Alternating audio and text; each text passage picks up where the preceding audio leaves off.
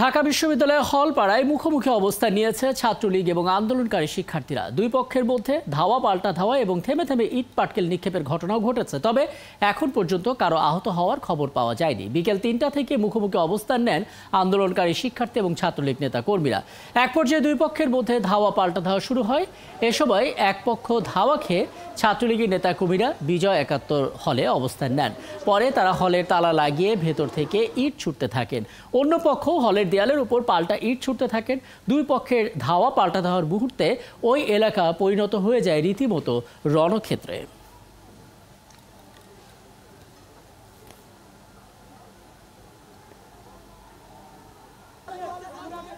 অন্যদিকে প্রধানমন্ত্রীর বক্তব্য প্রত্যাহার সাথে এক দফা দাবিতে ঢাকা বিশ্ববিদ্যালয়ের রাজু ভাস্কর্যের সামনে জড়ো হয়ে বিক্ষোভ করেন কোটা আন্দোলনকারীরা।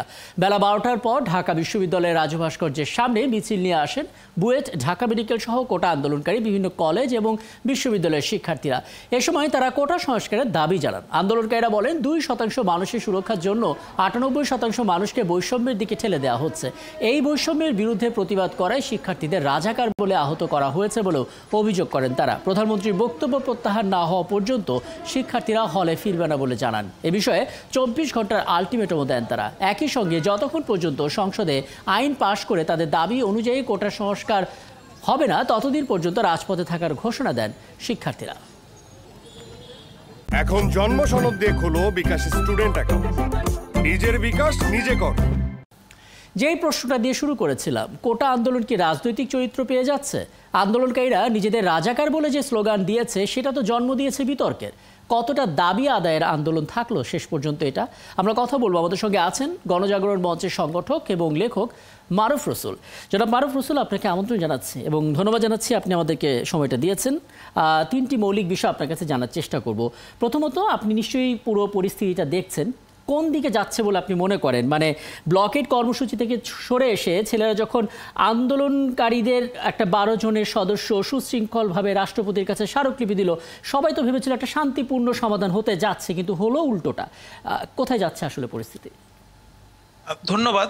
প্রথমে একটু এই কথাটা একটু বলা প্রয়োজন যে আপনি যখন আলোচনা করছিলেন তখনই আপনি একটি ফুটেজ দেখিয়ে বলছিলেন যে রাজু ভাস্কর্য আন্দোলনকারীরা বলছেন মাত্র ২% মানুষের সুরক্ষার জন্য ৯৮% মানুষকে বৈষম্যের দিকে ঠেলে দেয়া। কিন্তু আমি খুব আশ্চর্য হয়েছি, আমি গত কয়েকদিন ধরেই কোটা আন্দোলনকারীদের বিভিন্ন বক্তব্য বা টক শোতে তাদের আলোচনা আমি শুনছিলাম। আমি খুব আশ্চর্য হয়েছি এই বিষয়ে যে তারা একটিবারের জন্য একটি লিগ্যাল গ্রাউন্ড তৈরি করতে পারলেন না তাদের বক্তব্যের। অর্থাৎ আমি ধরে কোটা পদ্ধতি বাতিল করে দেওয়ার যে দাবি নিয়ে তারা এসছেন বা কোর্ট যেই বক্তব্য দিয়েছে তার বিরুদ্ধে তারা যে অবস্থানটি নিয়েছেন, আমার প্রশ্ন হচ্ছে যে তারা তো বিভিন্ন ইস্যুতে, যেমন কিছুদিন আগে ছাত্র রাজনীতি, বুয়েটে ছাত্র রাজনীতি ইস্যুতে তারা বারবার ইউরোপের উদাহরণ দিচ্ছে, আমেরিকার উদাহরণ দিচ্ছে, বিভিন্ন দেশের বিশ্ববিদ্যালয়ের উদাহরণ দিচ্ছে। তো আমার প্রশ্ন হচ্ছে পৃথিবীর একটি কোন দেশটি আপনি দেখাতে পারবেন যেখানে কোটা পদ্ধতি নেই? ভারতে কোটা পদ্ধতি আছে, পাকিস্তানে ৯২.৫% নিয়োগ হয় কোটা পদ্ধতিতে পাকিস্তানে, মার্কিন যুক্তরাষ্ট্রে অ্যাফার্মেটিভ অ্যাকশন প্ল্যান বলে একটি পদ্ধতি রয়েছে যেটা ইতিবাচক পদক্ষেপ নীতি তাদের, সেই আওতায় সেখানে শুধুমাত্র সরকারি চাকরি বা শিক্ষার ক্ষেত্রে না, ব্যক্তি মালিকানাধীন প্রতিষ্ঠানেও কৃষ্ণবর্ণ বা হিস্পানিক জাতি বা আদিবাসীদের কোটার ব্যবস্থা রয়েছে। তাহলে পৃথিবীতে কোথায় কোটা ব্যবস্থাটা নাই? এটা হচ্ছে আমার প্রথম প্রশ্ন। দ্বিতীয় প্রশ্ন হচ্ছে কোটা ব্যবস্থা তো চাইলেই বাতিল করে দেওয়া যাবে না। তারা বলছে যে সংসদে আইন করে কোটা ব্যবস্থা বাতিল করতে হবে। কোটা ব্যবস্থা বাতিল করলে তো সেটা সংবিধানের যে ২৮-এর ৪ অনুচ্ছেদ এবং ২৯-এর ৩-এর ক অনুচ্ছেদ আছে, এই অনুচ্ছেদ দুটোর সঙ্গে তো সাংঘর্ষিক। আদালত এই মর্মেই রায়টি দিয়েছে যে সংবিধানের সঙ্গে কেন সাংঘর্ষিক। এটা তো সংবিধান সংশোধনের প্রশ্ন, এটা তো আইন করার প্রশ্ন না, এটা সংবিধানকে সংশোধন করতে হবে। তৃতীয় যে বিষয়টি আছে সেটি হচ্ছে যে আন্দোলন রাস্তায় হচ্ছে, এটি একটি আদালতের বিষয়। সুতরাং মানে এটা তো খুব পরিষ্কার একটি জায়গা ছিল যে কোটা আন্দোলনকারীরা যারা রয়েছেন তারা আইনজীবী নিয়োগ দিতে পারতেন, আপিল করা হতো, সেই আপিলের বিষয়ে তারা সেখানে তারা আইনি এফোর্টটি দেওয়ার একটি যৌক্তিক জায়গাটি ছিল বলে আমি মনে করি। এইবার আসি আমি যে রাজনৈতিক যেই ঘেরাটোপের মধ্যে আন্দোলনটি পড়ে গেছে, আমি প্রথমত মনে করি যে বাংলাদেশে কোটা ব্যবস্থা বাতিলের যে আন্দোলনটি ২০১৮ সালে শুরু হয়েছিল, ওই আন্দোলনের শুরু হওয়াটাই একটি রাজনৈতিক আন্দোলন। আপনি দেখবেন যে কোটা পদ্ধতি নিয়ে যখন আলোচনা হচ্ছে সবচেয়ে বেশি কথা বলা হচ্ছে মুক্তিযোদ্ধা। আপনি আন্দোলন করছেন, আপনি আন্দোলন করেন, আপনি সরকারের এখানে মারুফ রসুল, আমি আপনার কাছে আলাদা করে এই অংশটা নিয়ে আসবো। তার আগে আপনি এখনকার পরিস্থিতি দেখে একটু ফোরকাস্ট করবেন যে কি হতে যাচ্ছে, কোন দিকে যাচ্ছে বলে আপনি অন্তত মনে করেন? এখনকার পরিস্থিতি কোন দিকে যাচ্ছে সেটা মানে গতকালকে রাত্রে সবচেয়ে পরিষ্কারভাবে দেখা গেছে যে মাননীয় প্রধানমন্ত্রী আজকে যে কথাটি বলেছেন, তারা যে 24 ঘন্টার আলটিমেটাম দিল, মাননীয় প্রধানমন্ত্রী তো এটা কোনো রুদ্ধদ্বার বৈঠকে তিনি এই কথাটি বলেননি। এই কথাটি সকল টেলিভিশন চ্যানেলে লাইভ টেলিকাস্ট হয়েছে, ভিডিও ফুটেজগুলো এখনো আছে। ওনার বক্তব্যটা শুনলেই তো বোঝা যায় উনি তো এই কথাটা বলেনই নেই যে তাদেরকে রাজাকার বলেননি। তিনি পরিষ্কার বলেছেন যে মুক্তিযোদ্ধার নাতিপুতিরা কোটা সুবিধা পাবে না, তো কি রাজাকারের নাতিপুতিরা পাবে।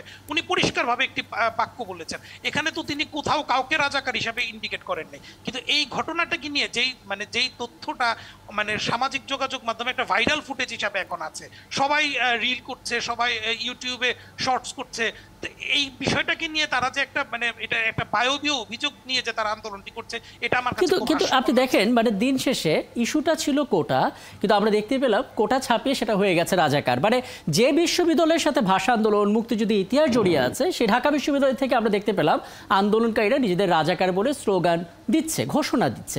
মানে এখান থেকে আসলে কোন বার্তাটা এলো? মানে এটা কি ইতিহাস সচেতনতার অভাব নাকি রাজনৈতিকভাবে মোটিভেটেড, কি বলবেন? না, প্রথম কথা হচ্ছে এটি ইতিহাস সচেতনতার অভাব যেমন আছে তেমনি রাজনৈতিকভাবে মোটিভেটেডের বিষয়টিও এখানে আছে। কারণ আমরা দীর্ঘদিন ধরে এই কথাটি বলে আসছি যে ঢাকা বিশ্ববিদ্যালয় সহ বাংলাদেশের বিভিন্ন পাবলিক বিশ্ববিদ্যালয়ে মৌলবাদের যে চাষাবাদ হয়েছে তারই একটি প্রতিফলন কিন্তু আমরা গতকালকে রাতে দেখেছি। এবং এখানে আরেকটি বিষয় বলা খুব জরুরি, আমি প্রায় 24 ঘন্টা হতে যাচ্ছে এখনো পর্যন্ত ঢাকা বিশ্ববিদ্যালয় কিন্তু এই বিষয়ে কোনো উদ্যোগ গ্রহণ করেনি, কোনো ব্যবস্থা গ্রহণ করেনি। ঢাকা বিশ্ববিদ্যালয়কে ব্যবস্থা গ্রহণ করতে হলে তো আর সরকারের দ্বারস্থ হতে হবে না। সেখানে শিক্ষকরা তো তাদের দাবি নিয়ে মাঠে আছে।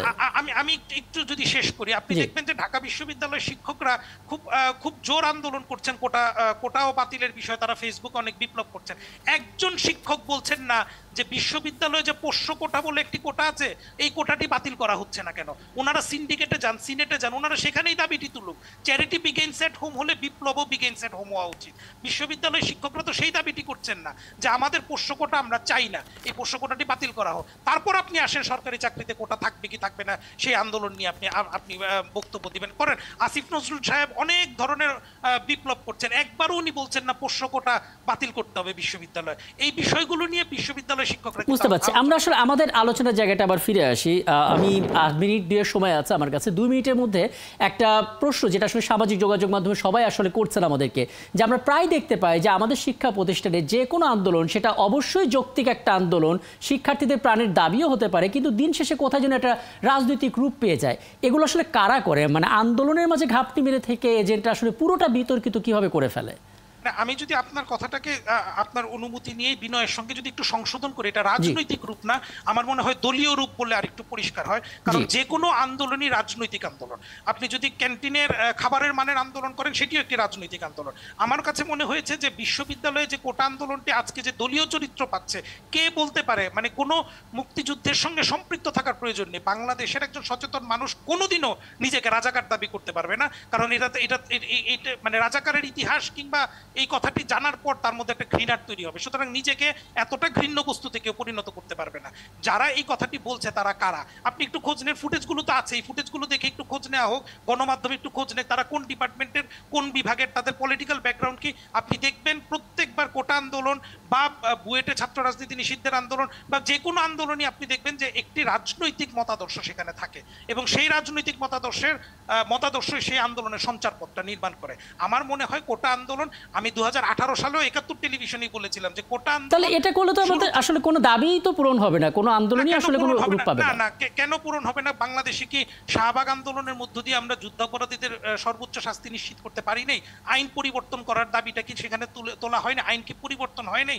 বাংলাদেশে কি বিশ্ববিদ্যালয়, আপনি জানেন যে একসময় যৌন নিপীড়নের বিরুদ্ধে জাহাঙ্গীরনগর বিশ্ববিদ্যালয় আন্দোলন করেছে, আইন হয়েছে। কেন আন্দোলন করে সেগুলোকে বাস্তবায়ন করা যাবে না? প্রত্যেকটা আন্দোলন বাস্তবায়ন করা গেছে। আপনি অতীতে এরকম অনেক ইতিহাস আছে। 90-এর গণ আন্দোলন দেখেন, বিশ্ববিদ্যালয় কেন্দ্রিক আন্দোলন। তাহলে এখন এই পদগুলো বন্ধ করা যাচ্ছে না কেন? মানে কারণ হচ্ছে যে আমার কাছে মনে হয়েছে যারা আন্দোলন করতে আসছেন তাদের আন্দোলন যারা করছেন তাদের রাজনৈতিক সঠিকতা নিরূপণের যে জায়গাটি সেটি তাদের নেই, যেটিকে আমরা ইংরেজিতে পলিটিক্যাল কারেক্টনেস বলি, সেটি নেই। কারণ পলিটিক্যাল কারেক্টনেস থাকলে আপনি তো কোটা আন্দোলন করছেন, আপনি নিজেকে রাজাকার দাবি করে স্লোগান দিচ্ছেন কেন? আপনি কোটা নিয়ে আলোচনা করেন, আপনি সেটার একটা মুভমেন্ট থিসিস তৈরি করেন, আপনি কেন কোটা বাতিল চাচ্ছেন, কোথায় সংস্কার হওয়া প্রয়োজন নাকি বাতিল হওয়া প্রয়োজন, সেটা নিয়ে আপনি সরকারের সাথে বিতর্ক করেন, আপনি স্মারকলিপি দিচ্ছেন, আপনি এই আলোচনাগুলো করেন। হঠাৎ করে আপনার কেন স্লোগান দিতে হবে যে আপনি রাজাকার হবেন? তো এই যে এই বিষয়গুলো আসলে এটা হচ্ছে তার ভেতরের উদগ্র বাসনা, তাদের যে রাজনৈতিক অবস্থান, সেই অবস্থানের